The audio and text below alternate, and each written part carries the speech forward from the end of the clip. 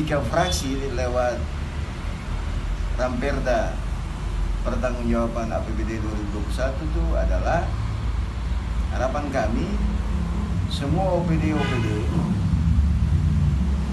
baik OPD pengumpul atau yang lainnya harus menunjang 11 program prioritas dari saudara pejabat. Itu yang pertama. Yang kedua, fraksi memberikan catatan keras kepada pejabat untuk membatasi pengangkatan tenaga kontrak.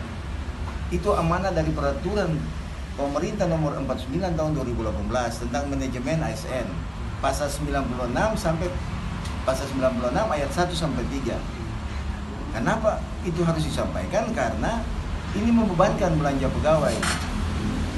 Nah, dan puji Tuhan, alhamdulillah itu sudah dihentikan. Karena apa?